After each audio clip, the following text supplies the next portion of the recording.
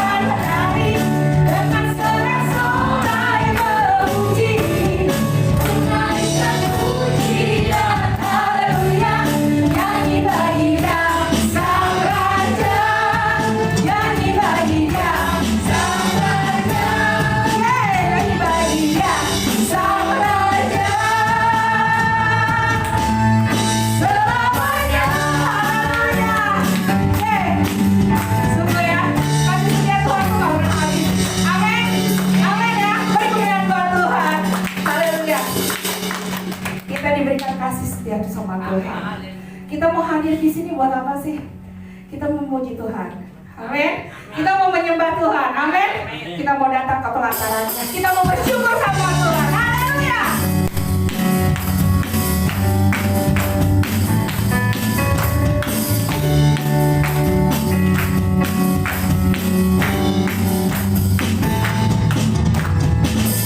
Datanglah ke baitnya dengan hati bersyukur, ke dalam pelatarannya dengan hati bersuka.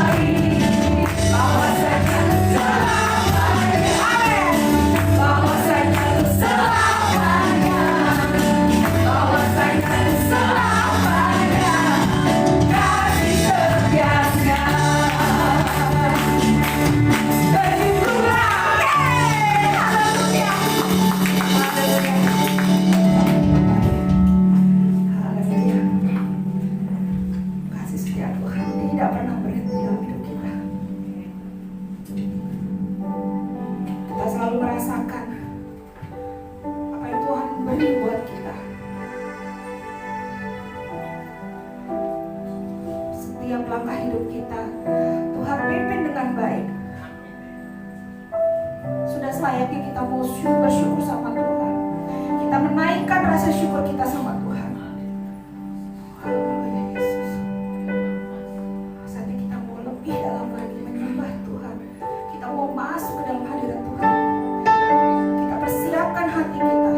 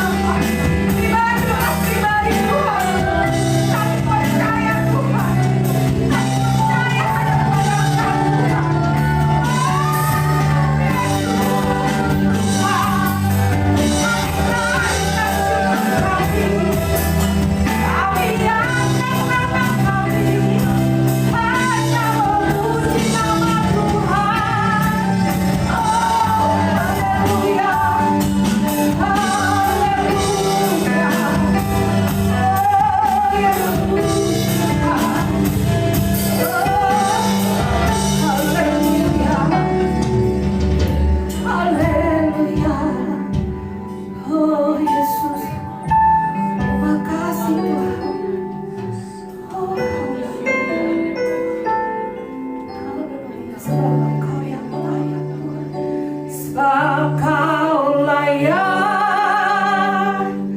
terima pujian, sebab Kau layak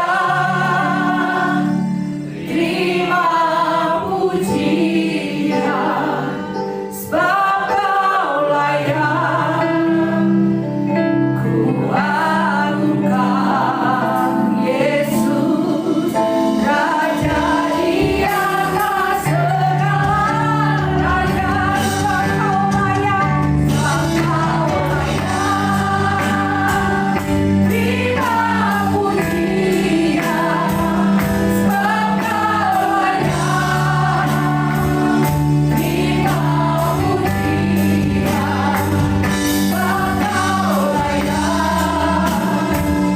Ku agungkan Yesus,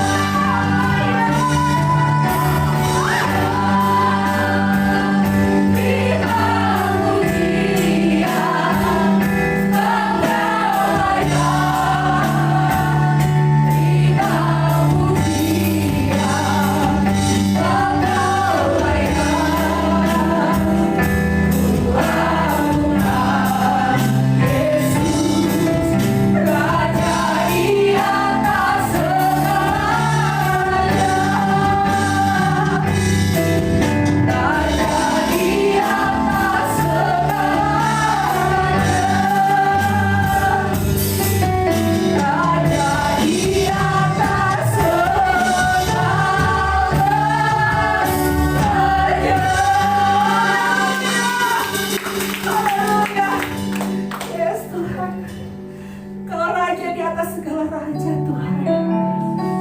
Oh, haleluya. Sebab Engkau saja Tuhan yang layak kami tinggikan Tuhan. Engkau Allah yang tidak pernah meninggalkan kami. Oh Yesus, ini kami Tuhan. Setiap kami yang hadir di tempat ini Tuhan, haus akan Engkau Tuhan. Kami haus merindukan Engkau Tuhan. Haleluya Yesus. Lihat hati kami Tuhan. Sebab kami percaya Bapa, hanya Tuhan yang mengenal hati kami. Oh Yesus. Haleluya Yesus. Seperti saya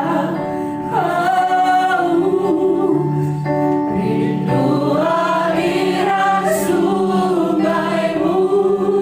Yes, hatiku tak tahan Tuhan. Hatiku tak tahan menunggumu. Oh Yesus Tuhan.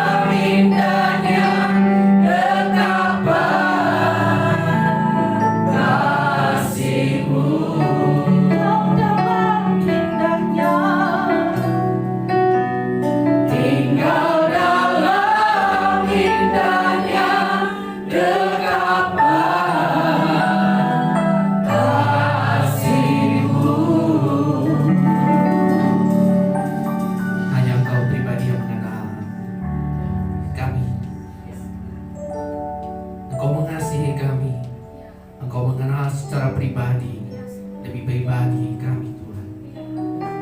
Dan Kau selalu memberikan yang terbaik bagi kami Bapa. Terima kasih Bapa, kami bangga dan kami sangat-sangat bersyukur Tuhan memiliki Allah seperti-Mu Tuhan, yang begitu mengasihi kami dengan tulus, mengasihi kami dengan segalanya Tuhan, sehingga Engkau mau rela mati dan berkorban untuk kami.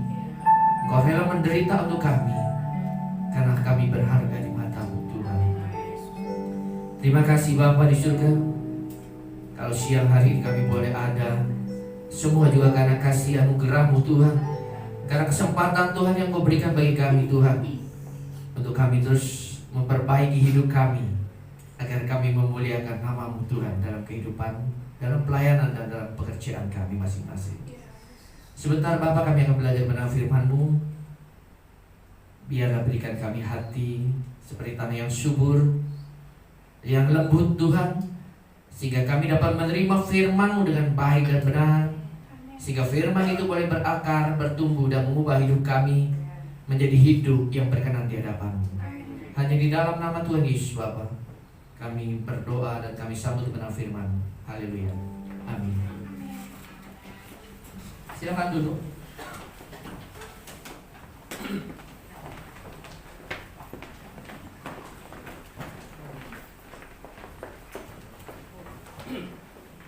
Shalom. Shalom. Suara saya agak ini ya, apa? Serak-serak. Kalau orang bilang mah pemusik serak-serak becek ya. Ya. Tapi nggak apa-apa ya. Yang penting jelas. Jelas nggak suara saya? Jelas ya. Oke, puji Tuhan ya. Hari ini kita berkumpul kembali ya. Kita mau perjamuan kudus. Kalau kemarin kita sudah merayakan Paskah ya, mengenang ya, merayakan kematian Tuhan kita Yesus Kristus di kayu salib. Bukti karena cinta Tuhan kepada dunia ini. Bukti karena begitu besar kasih Allah akan dunia ini, juga kepada kita semua, sehingga Ia mau rela mati di kayu salib menderita untuk kita semua. Amin. Supaya setiap orang yang percaya tidak binasa tetapi memperoleh hidup yang kekal. Amin. Lagu pertama, kasih Allah apa? Gak pernah berkesudahan ya. Selalu baru setiap hari. Berkatnya selalu baru setiap hari. Bahkan semakin hari semakin bertambah untuk orang-orang benar. Amin. Untuk orang-orang yang mengasihi Dia, berkatnya selalu baru setiap hari, dan bahkan semakin bertambah dalam hidup kita. Amin. Enggak usah diragukan kasih Allah kepada kita semua. Yang diragukan kasih kita kepada Dia. Amin. Ya. Kalau Allah mah sudah bisa dibuktikan ya, Dia mati di kayu salib, Dia menderita, Dia setia sampai mati. Tinggal kita ini ya, kasih kita kepada Allah, kita buktikan dengan apa? Amin. Kita datang hari ini ke gereja, ini bukti kita mencintai Tuhan. Ya. Saya pernah berkali-kali menyampaikan ya, kenapa saya mau dari Bandung ke sini, habis itu mesti balik lagi ke Bandung ya. Karena saya cinta Tuhan dan cinta Bapak Ibu Saudara sekalian. Amin. Kenapa? Karena Tuhan sudah mencintai saya dengan luar biasa. Dia memberkati saya dengan luar biasa. Sebagai balas, saya akan mengasihi Dia dan mengasihi sesama dengan sungguh-sungguh. Amin. Nah, hari ini kita mau uji, benar gak sih kasih kita kepada Tuhan? Ya, benar gak kasih kita kepada Tuhan? Coba buka Matius 22.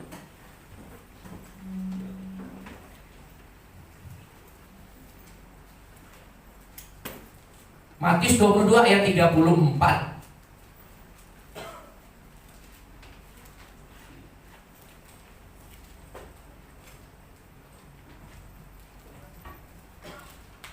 Kalau judul perikopnya apa namanya? Hukum yang terutama dan hukum yang terutama aja ya. Nah, kita baca ya, saya baca ayat 34 Bapak Ibu yang ganjil. Ketika orang-orang Farisi mendengar bahwa Yesus telah membuat orang-orang Saduki itu bungkam, berkumpullah mereka.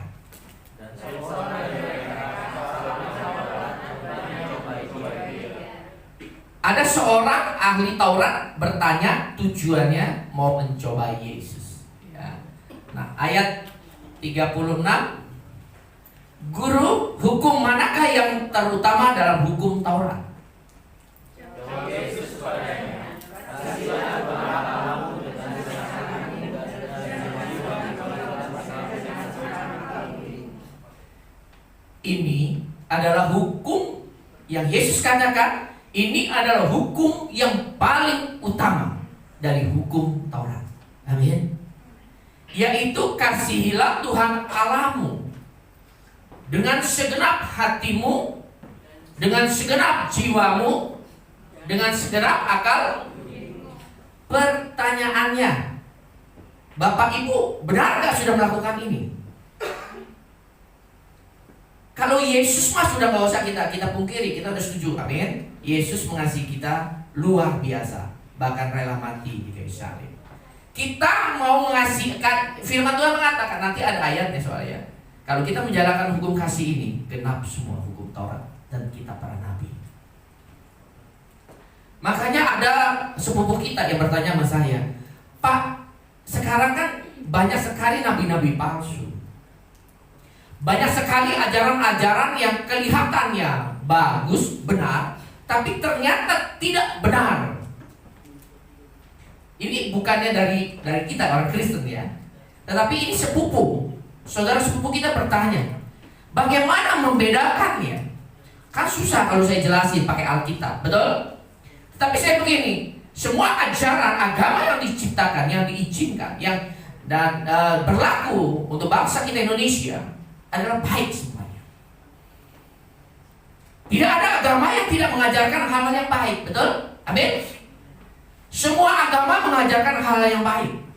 Tidak boleh mencuri, tidak boleh ini, tidak boleh berdusta. Tetapi cara membedakannya adalah, ya, seorang hamba Tuhan atau pemimpin agama, kalau dia berbicara, ya, tidak berdasarkan kasih, bukan berasal dari Tuhan. Amin. Ya, cara membedakannya, ajaran ini kalau dia tidak berbicara tentang kasih kepada Allah dengan segenap hati, dengan segenap jiwa dan segenap akal budi, itu bukan berasal dari Tuhan. Kenapa banyak hamba Tuhan ini berbicara kasihilah dunia ini? Sehingga banyak ada yang berbicara, ya, saya pernah sampaikan di sini, saya nggak usah nyebut. Pintu surga aja bisa kebuka dengan kita bawa persembahan.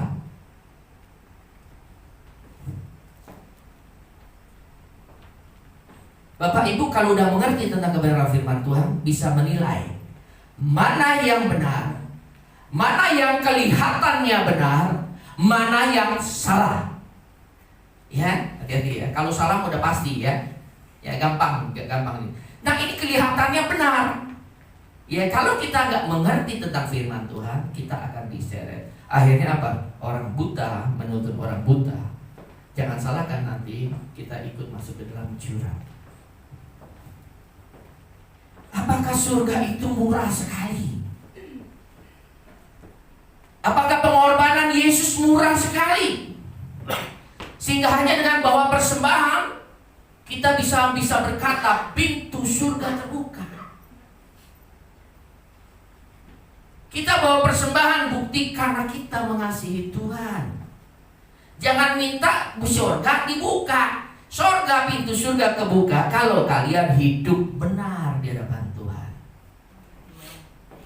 Kalau cuma sekedar bawa persembahan, saya kasih tahu ya, mafia ya, yang apa namanya narkoba. Ente bawa persembahan cuma 50.000 bisa buka pintu surga. Hah? Malaikat yang jaga di surga disogok dengan 50.000 dia bukain.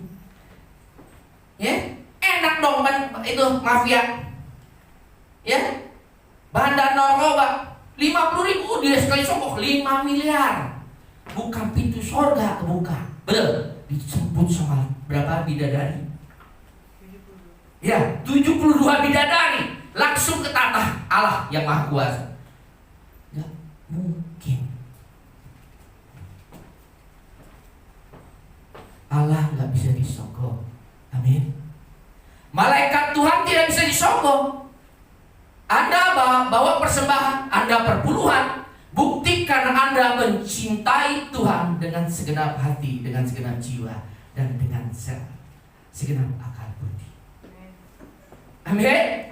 Anda ke gereja karena Anda cinta Tuhan. Ya. Nah, kalau Anda cinta Tuhan, sebagai balasan Anda mau mengasihi Tuhan karena Tuhan lebih dahulu mengasihi kita. Jangan tuntut apa-apa dari Tuhan. Soalnya kalau nanti Anda tuntut apa-apa dari Tuhan, Anda ke gereja, Anda punya sakit pengen disembuhkan, nggak disembuh-sembuhin, nanti Anda murtad lagi. Anda punya utang yang tidak bisa dibayar, Anda katanya orang Kristen datang ke Tuhan, ya. Memang ada ayatnya, 1 Tawarik 7 ayat 14 ya, mau merendahkan diri ya di depan Tuhan, akui semua dosa-dosamu, maka Tuhan akan memulihkan negerimu. Tapi itu urusan Tuhan. Amin. Mau dipulihin, nggak dipulihin, mau disembuhin, nggak mau disembuhin, terserah Tuhan. Mau Tuhan kasih kaya, mau kasih Tuhan rumah, mau rumah, mobil, segala itu urusan Tuhan. Urusan kita mau balas kebaikan Tuhan. Dengan apa? Kita mau taat dan setia sampai mati melakukan firman Tuhan. Amin. Ya. Kasihilah Tuhan Allahmu dengan segenap hatimu. Kalau Anda mengasihi pacar, siapa yang lagi pacaran di sini ya? Pak Cahyo nggak lagi pacaran, Pak Pucuk lagi nggak pacaran. Yang punya, nah, Hendra ya, Putra lagi pacaran ya. Tapi pacarnya nggak datang hari ini. Hatinya bagaimana? Hah? Hatinya bagaimana? Galau, betul? Kenapa? Ada nyanyian gini, Yesus kekasih jiwaku, sungguh ku percaya. Yesus kekasih jiwa kita. Putra pacarnya tidak datang, galau, nggak konsen dengan firman, pengen cepat bubaran di gereja, pengen ketemu dengan jantung hatinya. Amin. Amin. Bagaimana kita dengan Tuhan? Tuhan jauh lebih baik dari pacarmu. Hati-hati orang pacaran yang kelihatannya baik, ya, nanti setelah menikah kamu baru tahu aslinya. Ya, benar ya Pak Pujo ya. Dia senang dia tahu waktu pacaran sama istrinya mau baik, ya, tapi sekarang tetap baik, Pak. Amin. Ya. Kita bisa bernyanyi Yesus kekasih jiwaku, tetapi Yesus ngomong begini, Minggu ya, gua mau ketemu sama lu ya. Gua nggak mau tahu, kata Yesus. Lu punya kegiatan apa? Offin semuanya. Pokoknya kita mau ketemu, berjumpa. Coba kalau Putra pacaran ngomong gitu, gua nggak mau tahu malam Minggu lu mesti ngapel. Apa enggak? Ketemu nggak? Putra ketemu nggak? Kalau pacarnya ngomong begini, Putra, gak bisa, gua mesti mau nemenin emak gua. Gak bisa, lu mesti pilih, emak lu apa gua? Bener kan? Ya? Karena memang kalau orang pacaran egois, pengennya deket-deketan terus, penuh dengan kasih, damai sejahtera, sukacita, mau ada geledek dia rangkulan. Amin? Nah pacar kamu ngomong begini, gak mau tahu Putra. Pokoknya jam 7 ya, gua tunggu di rumah ya. Apa yang dilakukan Putra? Ngapel nggak? Jujur. Ngapel nggak? Pacarnya suruh jam 7 ke rumah. Yang dilakukan Putra sudah nongkrong dari jam 7:30 atau dari jam 6. Anggrek dia nongkrong di situ. Takut jalanan macet. Kenapa? Itu bukti dia cinta. Itu bukti dia mengasihi pacarnya dengan segenap hatinya, dengan segenap jiwanya, dengan segenap akal budinya. Dia mencintai pacarnya. Pertanyaan lagi yang kedua, Kalau tiba-tiba gerimis, datang nggak kira-kira? Hari ini dia dapat sebagai peran utama. Ya, tapi saya mau ngomong peran utamanya Pak Cahyo kan nanti nggak enak ya. Datang nggak kalau gerimis? Jabanin. Sudah hujan agak gede dikit, ada geledek. Say, hujan gede nih, ada geledek. Minggu depan aja datangnya, nggak bisa. Betul? Nggak bisa. Lu mesti datang sekarang. Lu lebih cinta, ya. Kalau kita mengasihi seseorang, mati pun kita jabari. Kan sama seperti Yesus. Amin. Lu orang saya pacaran, saya dari rumah susun fluid, Yuli ada di Tangerang kok. Ya, biasa pacaran jam 7, saya jam 6. Kalau bisa kadang-kadang siang udah nyampe rumahnya.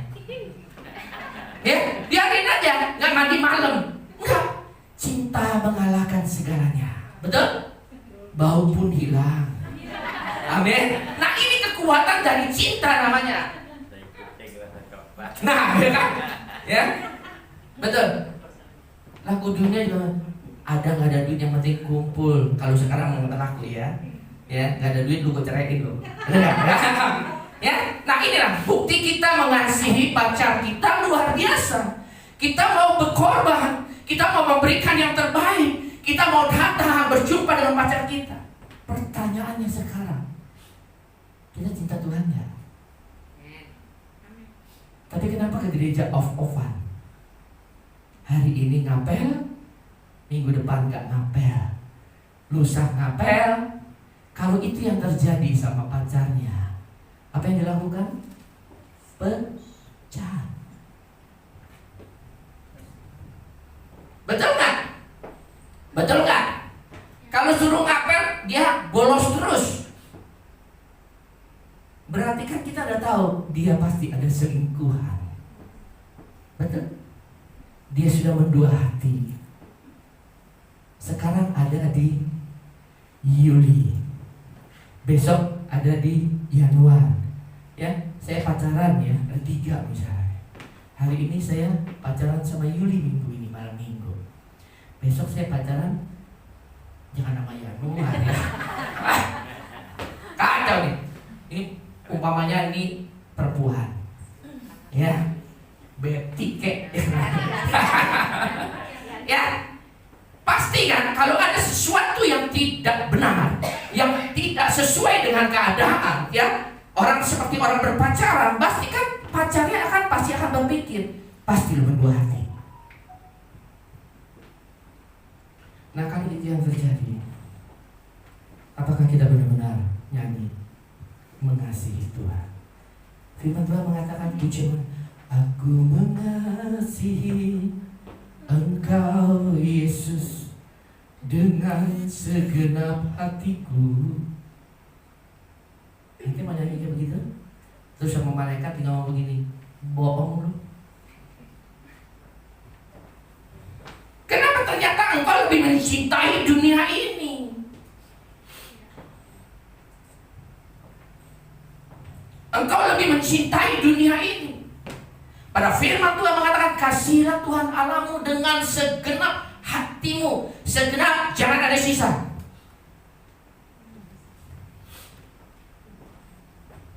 Jiwa kita benar-benar mengasihi Dia. Akal budi kita, kelakuan kita mengasihi Dia. Itu bukti kita cinta sama Tuhan. Amin. Anda perpuluhan, Anda persembahan, Anda kolekte, karena Anda cinta Tuhan. Karena Anda cinta firman-Nya, makanya hari ini Anda ke gereja. Yesus adalah firman Allah yang hidup. Karena Anda pengen mendengar suara firman, Anda ke gereja, ingin berjumpa dengan kekasih jiwaku. Biasanya kalau sudah bertemu dengan kekasih jiwanya, apa yang dirasakan? Gimana? Kalau kita ketemu sama kekasih jiwa kita, begitu berjumpa, lupa segalanya. Kalau orang dunia bilang begini, dunia milik kita berdua. Dan pertanyaannya, apakah cinta kita sama seperti kita mencintai kekasih jiwa kita di dunia ini? Kan harusnya lebih lagi. Betul? Engkau mengasihi kekasih jiwamu di dunia ini. Porsi untuk Tuhan harus jauh lebih besar. Tapi banyak sekali yang terbalik. Tuhan nomor sekian. Nggak mau tahu ya putra ya, besok saya mau jalan-jalan ke mall. Hari Minggu, hari Minggu saya mesti ke gereja, ya kan? Karena saya mengasihi Tuhan, saya mesti ibadah. KTP saya juga orang Kristen. Orang Kristen mesti ke gereja hari Minggu. Nantilah habis pulang gereja, nanti saya anterin kamu jalan-jalan. Nggak bisa, gue udah janji nih. Lebih takut sama pacar atau lebih takut sama Tuhan? Putra, Tuhan, besok kita uji. Tuh ada tantenya ngomong ya, sama ponakannya diuji. Amin. Karena Yesus diuji, Yesus lulus. Amin. Dia setia sampai mati. Ya. Kalau kebanyakan sih, kalau cintanya setengah-setengah biasanya, ayo sudahlah, minggu depan juga masih ada gereja lagi. Tapi kalau pacar kita ngambek, aduh bahaya nih. Benar nggak? Itu yang terjadi. Itu yang terjadi dalam kehidupan ini. Tapi kalau kalian mau diberkati, kalian harus mengasihi Tuhan dengan segenap hati, dengan segenap jiwa dan segenap akal budimu. Amin. Orang-orang yang mengasihi Tuhan, firman Tuhan mengatakan 1 Korintus 2 ayat 9. Coba. Banyak cerita di dalam Alkitab orang yang mengasihi Tuhan. Daud mengasihi Tuhan. Abraham mengasihi Tuhan. Kemarin saya baca Raja Asa mengasihi Tuhan awal. Raja Asa mengasihi Tuhan awalnya. Tuhan berkenan, Tuhan bela, Tuhan berkati, Tuhan sertai dengan luar biasa Raja Asa.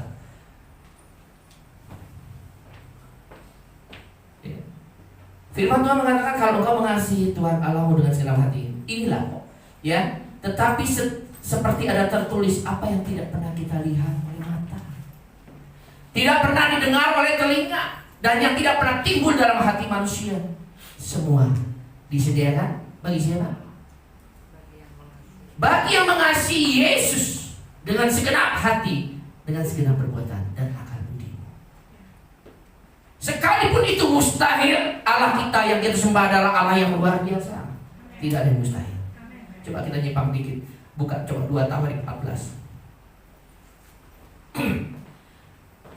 2 Tawarik 14 dulu. Ayat yang pertama. Ini mengenai Raja Asa. Saya baca ini ya. Kemudian Abia, ini bapaknya Raja Asa. Dia meninggal digantikan oleh Asa. Maka Asa anaknya menjadi raja menggantikan dia pada zaman pemerintahan negeri itu aman selama 10 tahun. Ayat kedua. Asa melakukan apa yang baik dan yang benar di mata Tuhan Allahnya. Ayat 3. Ia menjauhkan semua. Dia berhala-hala, ya. Dia jauhkan semua, dia tidak mau mendua hati.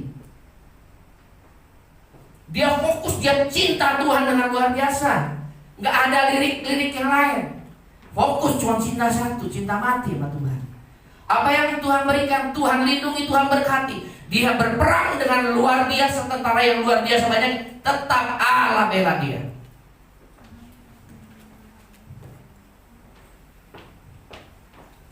Allah bela dia. Sekalipun itu lawan yang dihadapi tidak masuk akal, gak sebanding dengan tentara, bala tentara yang dia miliki, tetapi Allah berperang untuk dia. Makanya ada ayat, kamu diam aja, biar aku yang berperang. Gak usah ngapa-ngapain, Allah yang kita sembah, yang kita kasihi, dia akan bela kita. Putra lagi pacarannya di luar, misalnya di jalan diganggu orang, dia pasti kalau dia cinta mati, benar-benar mengasihi pacarnya, dia akan bela, bahkan dia akan pasang badan untuk melindungi pacarnya. Kalau kita menganggap Yesus adalah kasih jiwa kita, Dia Allah yang supranatural. Dia akan melindungi kita, Dia akan membentengi kita, Dia akan melindungi kita, Dia akan bekerja dengan caranya sendiri. Raja Asa dibela oleh Tuhan luar biasa, tetapi dengan ketenaran yang luar biasa. Nah, ini kadang-kadang orang mengasihi Tuhan, segala apa yang tidak pernah dia lihat, tidak pernah dia pikirkan, tidak pernah timbul, Tuhan sediakan. Karena dia mengasihi Allah. Tapi begitu Tuhan sediakan, dia mulai berubah. Apa yang dilakukan? Coba 2 Tawarik 16.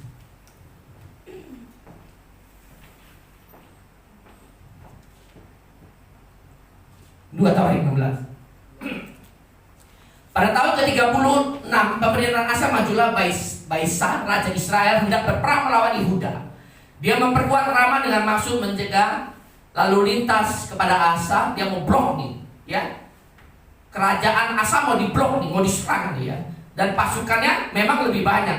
Nah, dia ketakutan. Yang biasanya dia mengandalkan Tuhan, biasanya dia berharap kepada Tuhan, biasanya dia mengasihi Tuhan, mulai menyimpang.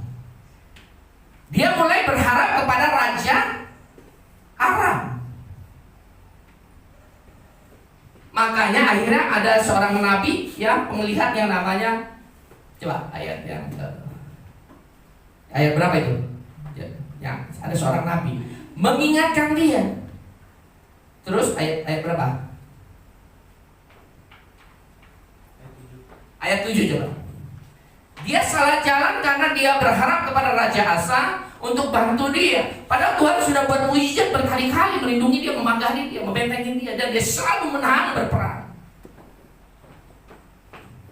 Tapi kadang-kadang lupa. Kita begitu diberkati, kadang-kadang lupa Tuhan.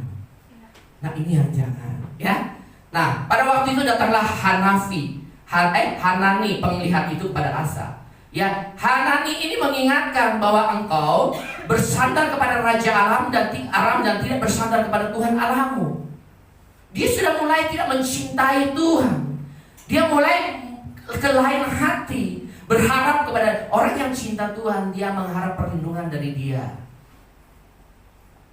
Semuanya untuk Dia dan dari Dia. Itulah bukti orang cinta kepada Tuhan.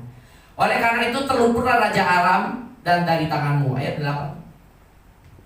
Bukankah tentara, nah ini ada cerita nanti ya, ada cerita sebelumnya, ya, tentara orang Ethiopia dan Libya yang besar jumlahnya, kereta yang banyak, Tuhan serahkan dalam tangan Raja Asa.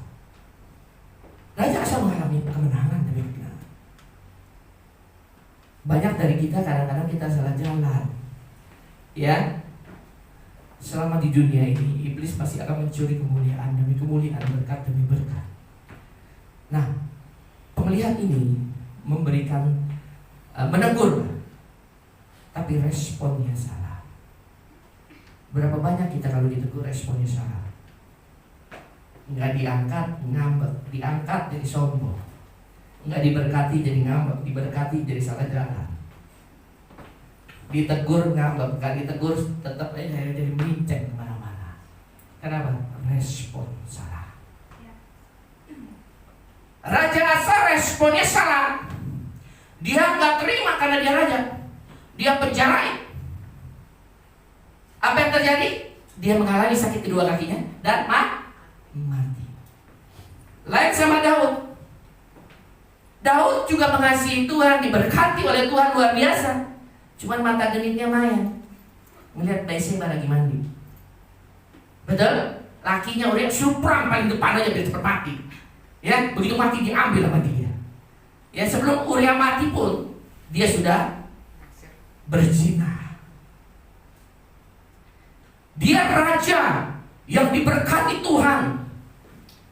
Tetapi apa yang terjadi waktu Nabi Nathan ngomong sama Daud, Daud, lu nggak boleh gini. Apa yang dilakukan oleh dia? Daud, dia responnya benar. Dia minta ampun kepada Tuhan. Sekalipun tulah kutub itu menimpa anak laki-laki dari Bathsheba. Tapi setelah itu Tuhan berkati. Batseba melahirkan putra laki-laki yang namanya Salomo. Kadang firman Tuhan itu gak enak didengar. Kita responnya bagaimana? Mau berubah kan? Tadinya kita lebih mencintai dunia ini, lebih mencintai duit, lebih mencintai uang, lebih mencintai rumah kita, ya, lebih mencintai kekayaan, kedudukan, kehormatan kita daripada mencintai Tuhan. Pada firman Tuhan mengatakan, hukum yang pertama, cintai Tuhan. Hari ini ditegur, jangan seperti Raja Asa, tapi biarlah seperti Raja Daud, merendahkan diri. Oh ya Tuhan, saya salah, saya mau berbalik, biar cepat Tuhan pulihkan hidup. Amin. Amin. Ya, coba sekilas buka 1 Tawarikh 7 2 Tawarikh 7 ayat 14.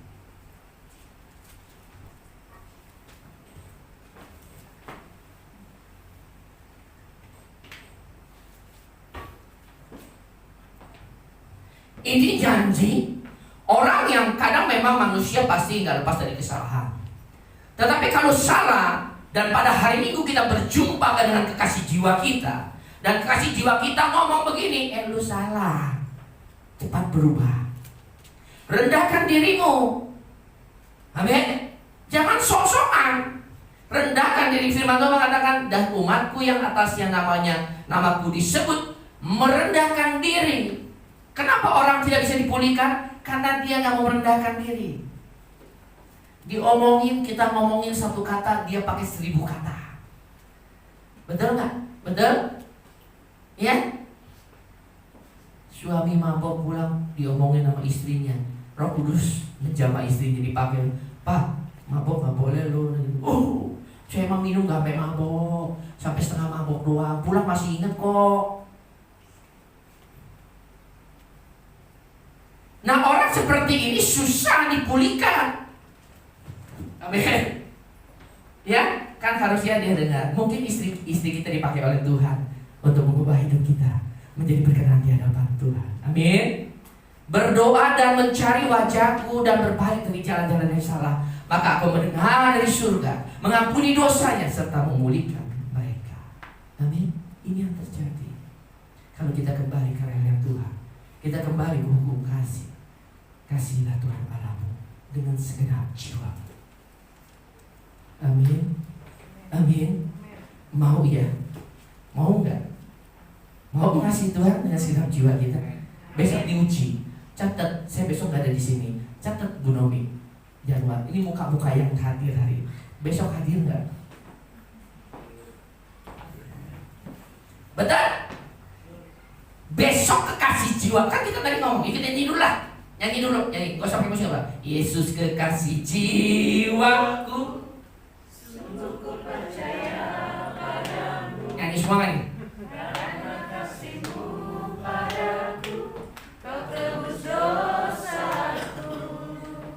Dari terbitnya matahari dan sampai terbenamnya, ku angkat lalu pujian, tinggikan namamu. Joget lagi, dung. Udah gak usah joget ya.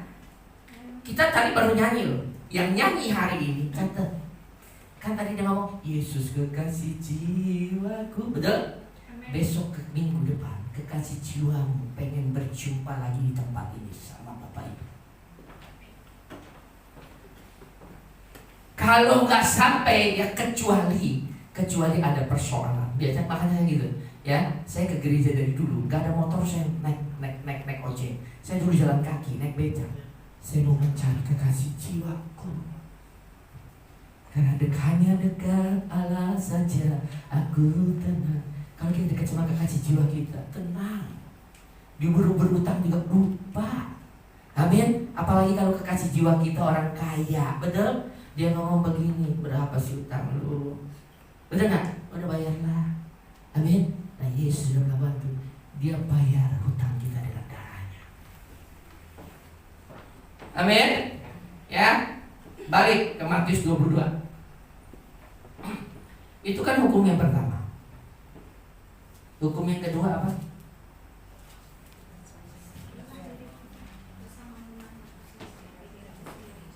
Firman Tuhan mengatakan hukum yang kedua ayat 38. Itu hukum yang terutama dan pertama, ya. Hukum yang kedua. Kenapa ada hukum pertama dan kedua? Kenapa? Kalau kita mengasihi Tuhan dengan segenap hati kita kosong. Karena kenapa? Segenap hati kita untuk Tuhan. Kita kosong di hatinya. Nah, waktu kosong ini kasih Allah yang akan masuk ke dalam hati kita. Karena hati kita kosong. Karena sepenuhnya segenap hati ini kita udah berikan kepada Tuhan. Maka kasih Allah itu yang akan masuk ke dalam hati kita. Nah, itulah yang memampukan kita untuk maafkan orang yang paling jahat sekalipun sama kita. Nah, firman Tuhan mengatakan hukum yang kedua adalah kasihilah sesama manusia seperti dirimu. Amin. Kenapa kita mesti mengasihi sesama kita?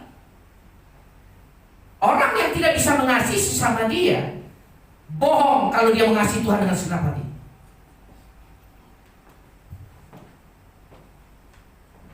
Anda mengasihi Tuhan dengan 50%, bukan segenap hati, 50%. Saya ambil contoh ya. Anda mengasihi Tuhan 50%, berarti 50%-nya adalah kasih dunia. Kasih kedagingan kamu. Manusia pada dasarnya adalah egois, mau menang sendiri, nggak bisa mengampuni. Karena Anda tidak melakukan firman Tuhan dengan benar, Anda cuma separuh mengasihi Tuhan, hatimu separuh, berarti ada separuh lagi yang kedagingan kamu.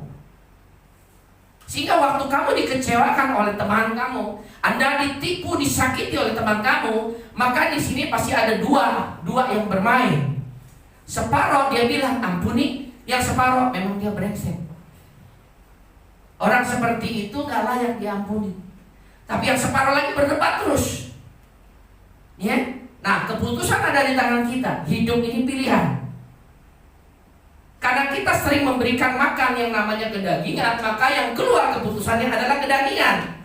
Kita akan benci dia. Firman Tuhan mengatakan kalau Anda benci dia, berarti Anda sedang membenci dirimu sendiri. Firman Tuhan mengatakan seperti dirimu sendiri. Anda mengasihi dia berarti Anda mengasihi dirimu sendiri. Kenapa? Karena Anda tidak jatuh di hadapan Tuhan, karena Anda taat sama firman Tuhan. Tapi kalau Anda tidak bisa mengampuni, ya Anda menyakiti dia, berarti Anda sedang menyakiti dirimu sendiri. Kita mengampuni bukan untuk dia, Bapak Ibu.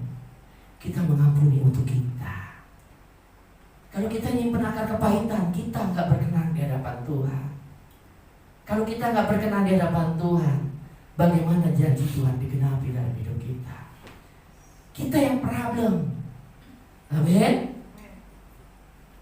Paparan disakiti, ya kita ambil contoh, ya dikecewakan, disakiti, diomongin lagi di belakang, dibalikin ya, nggak sesuai kenyataan, sakit hatinya. Ya, jangan ikut lagu dunia. Sakitnya tuh di sini, sakitnya tuh di sini, jangan. Yesus sudah menanggung semua di kayu salib. Bagian kita taat aja sama firman, ampuni dia. Ya, saya pernah belajar dari Roh Kudus, nggak dapat di Alkitab.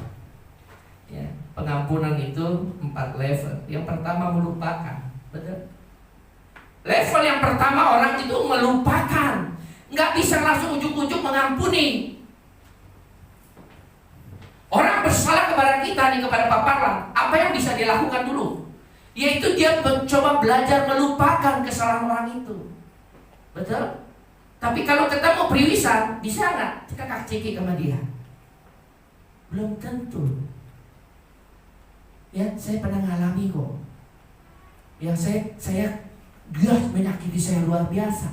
Saya mau ke kantor, ada mobil dia di situ dulu di Diamond Cikokol. Begitu lihat mobilnya, saya melengos loh.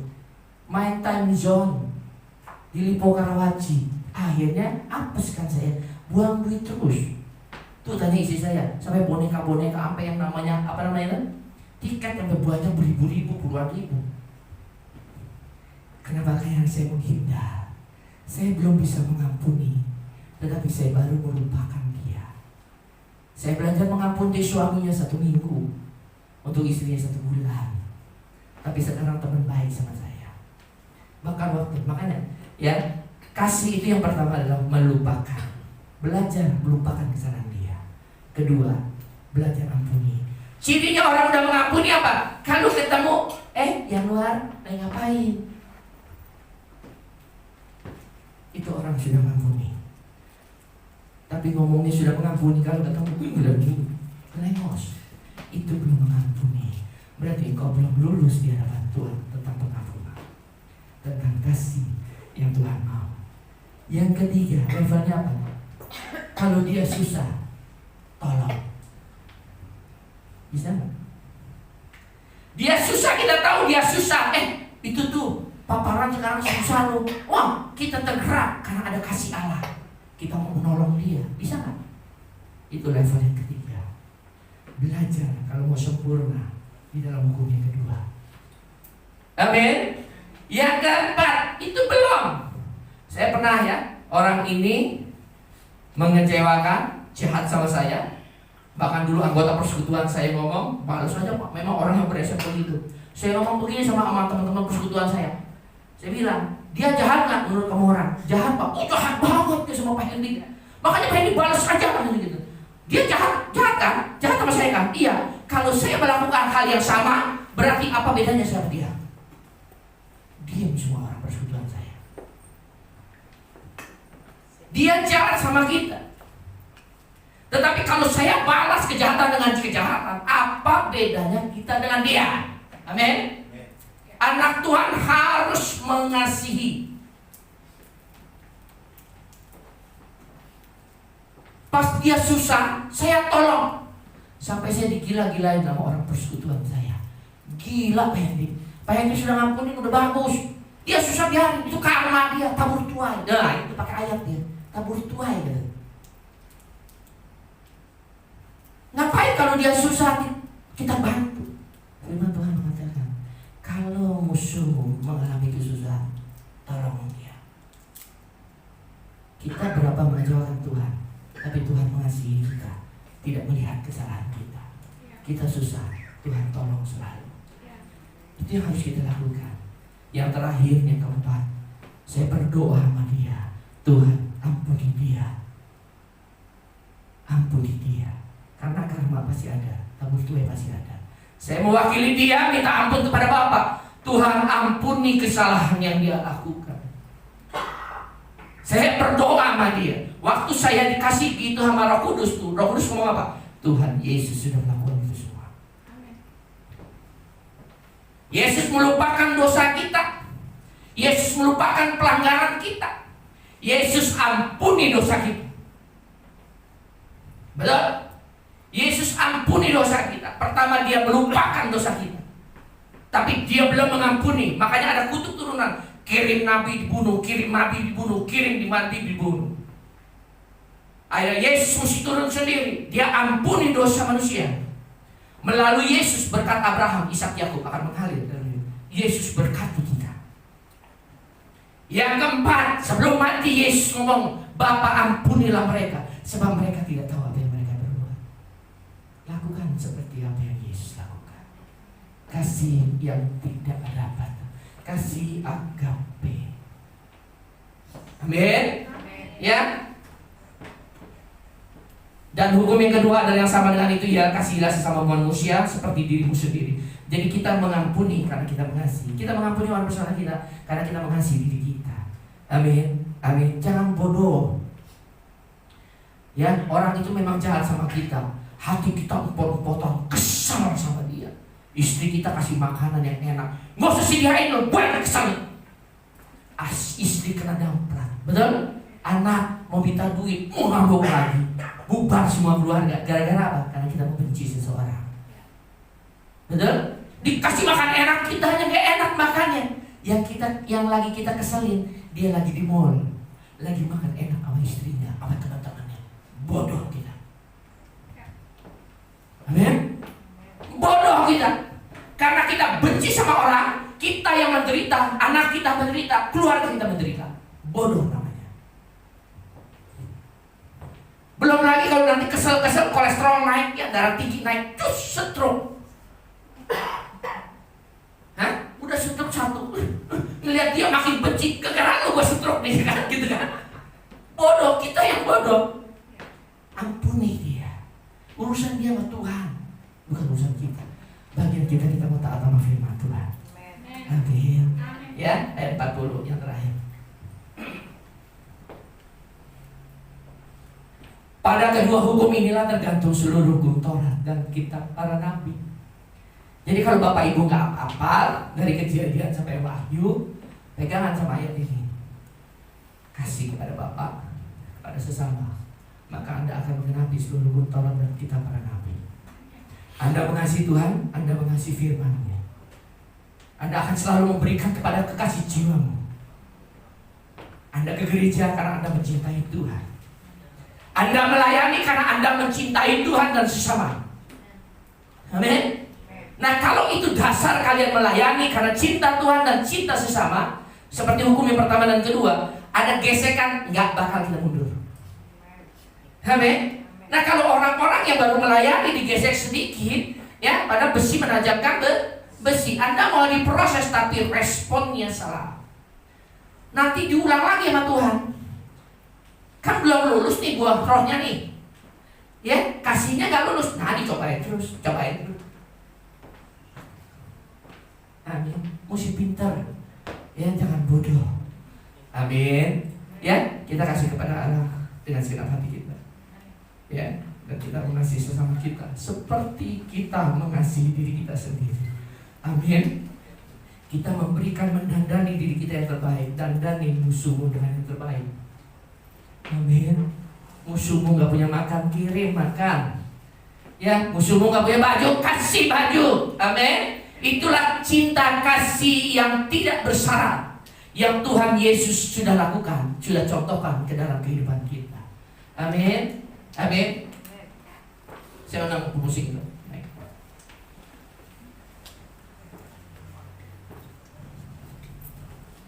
Anda lebih cinta duit apa lebih cinta Tuhan? Ayo, Anda punya duit nggak? Anda punya duit nggak sekarang? Saya mah nggak bakal kayak hamba Tuhan, ya. Seberapa yang ada di kantongmu, serahkan, ya. Itu akal-akalan hamba Tuhan. Masukin kalau ada cinta kepada Tuhan.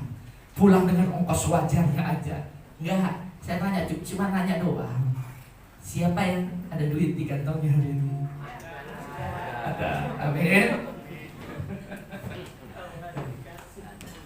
Kalau nggak ada dikasih sama saya. Ada duit? Amin. Kalau duitmu ditipu sama orang, apa yang terjadi? Hah? Punya duit segitu-segitunya, dicolong orang, ditipu orang. Yang nipu biasanya siapa? Biasanya gini ya, makanya pergaulan yang buruk merusak kebiasaan yang baik. Pergaulan yang baik merusak kebiasaan yang buruk. Biasanya yang bikin kita terjerumus jatuh dalam berbagai pencobaan atau masalah atau dosa, biasanya siapa? Teman. Yang nipu kita biasanya siapa? Teman. Yang nyakitin kita biasanya siapa? Teman.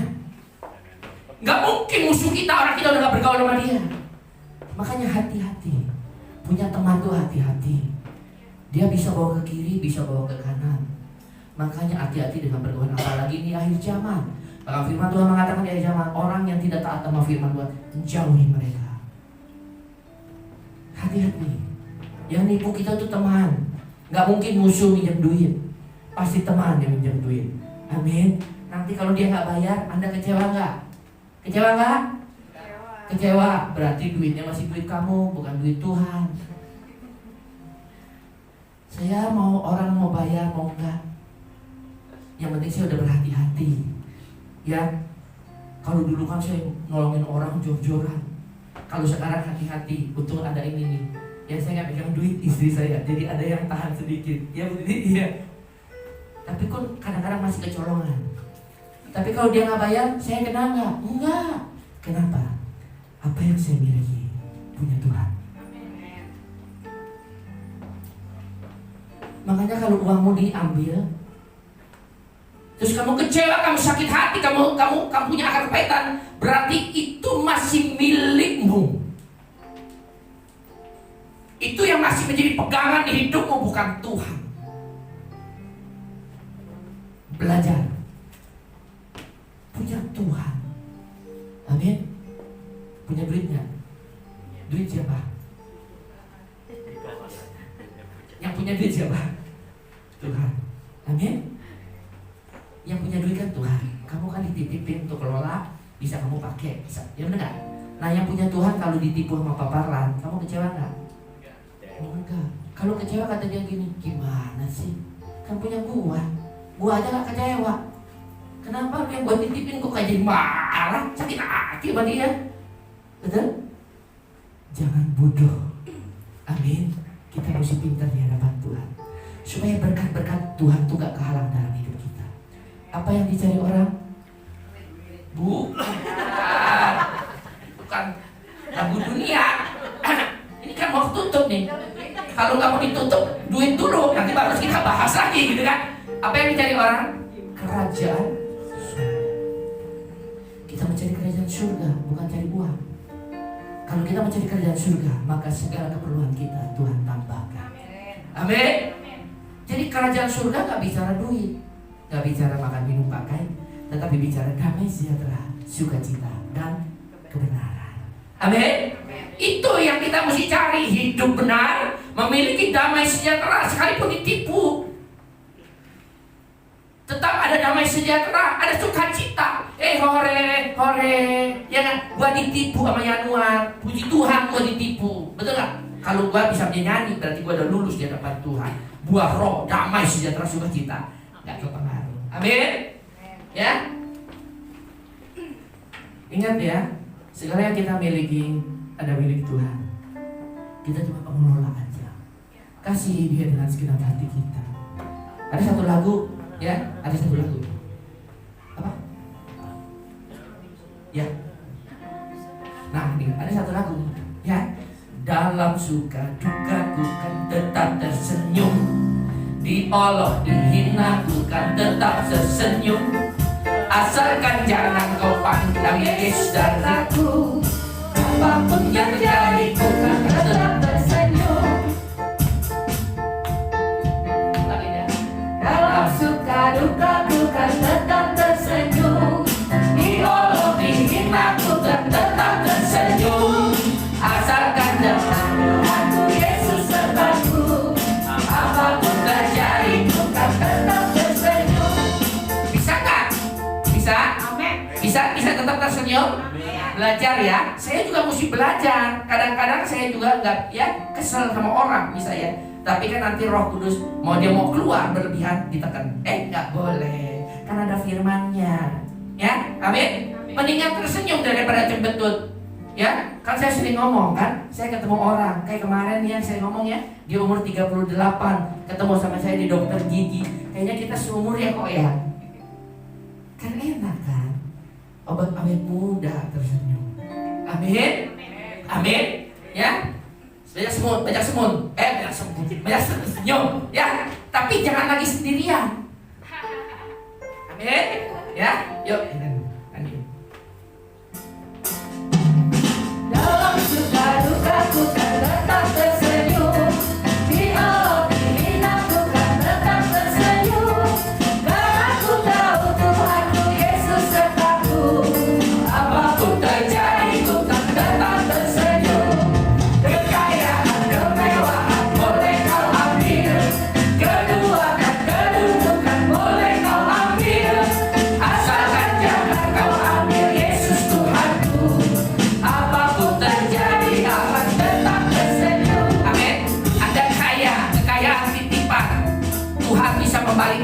Seperti membalikan tangan. Anda bisa dimiskinkan Tuhan dalam hitungan detik, hitungan jam. Tapi Anda juga bisa dibikin kaya oleh Tuhan dalam hitungan jam atau hari. Tidak ada yang mustahil bagi Tuhan.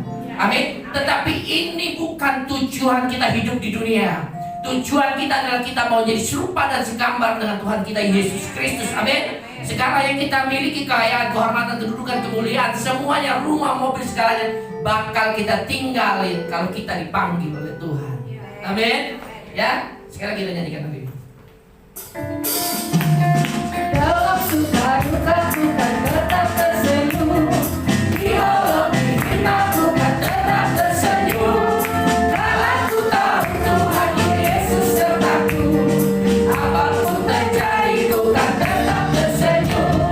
Kekayaan, kemewahan boleh ambil, kedudukan, kedudukan boleh ambil, asalkan jangan kau ambil Yesus Tuhanku. Apapun terjadi Tuhan tetap tersenyum.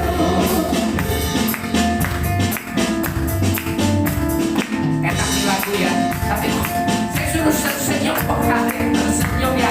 Hah?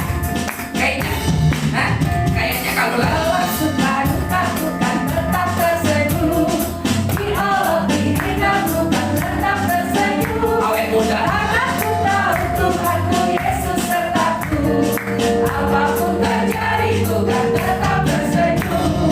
Kekayaan, kemewahan boleh kau ambil, kedudukan, kedudukan boleh kau ambil, asalkan jangan kau ambil Yesus Tuhanku. Apapun terjadi ku kan tetap tersenyum. Kenapa? Kekayaan, kehormatan, kekuatan, kedudukan, semua boleh kau ambil. Yang penting jangan Yesus. Karena Yesus adalah sumber segalanya. Amin. Dialah jalan, kebenaran, dan hidup. Suatu saat kita mati, tidak ada seorang pun yang bisa sampai kepada Bapa kalau tidak melalui Yesus Kristus. Apa yang kita cari di dunia suatu saat pasti akan kita tinggalkan. Mau ribuan triliun kekayaan kita, ya tetap kita akan tinggalkan. Dan dengan kapasitas kekayaan kita yang ribuan triliun, Anda tidak bisa membuka pintu surga. Yang bisa membuka pintu surga kalau Anda hidup sama seperti Yesus hidup. Ya, malaikat Tuhan yang jaga gerbang surga tidak bisa disogok dengan 1 triliun atau bahkan 1000 triliun. Tapi ingat, nanti di sana kekal selama-lamanya. Dunia cuma 70, 80, 100 kalau kuat. 100 juga ompong sana, ompong sini. Ya, dengkul goyang sana, goyang sini. Saya umur 54 dia kemarin ke dokter gigi lagi. Ditambal copot, pusing saya. Hah? Lebaran orang mah pengen makan enak, saya nggak bisa. Ngunyahnya bagi depan, makan bubur. Dokternya lagi jalan-jalan, tanggal 5 kemarin dia baru balik. Aduh ampun dokter. Ya, saya bilang sebelum lebaran saya menderita. Ya, tambalannya copot, makan sedikit nyangkut. Ya, makan apapun nyangkut, nggak dikorek sakit, sampai gusi pada bengkak. Ya, cuman ya sudahlah. Saya nggak mau kehilangan damai sejahtera. Makan obat dibeliin istri. Sampai saya bertahan tanggal 5. Dokter bilang, haha, engkau kayaknya kangen sama saya. Bukan kangen, giginya rontok lagi. Buat apa punya duit banyak? Mau makan gak bisa, gara-gara giginya ompong. Bapak ibu sekarang saya tanya, umur kalau diperpanjang sampai umur 90, bisa lompat begini kayak saya. Begitu lompat, betul? Makanya kita tahu, ini umur cuma 70, 80, 100 Pak. Tapi sana kekal. Kita ubah yang kekal. Amin. Mumpung masih ada nafas, berubah.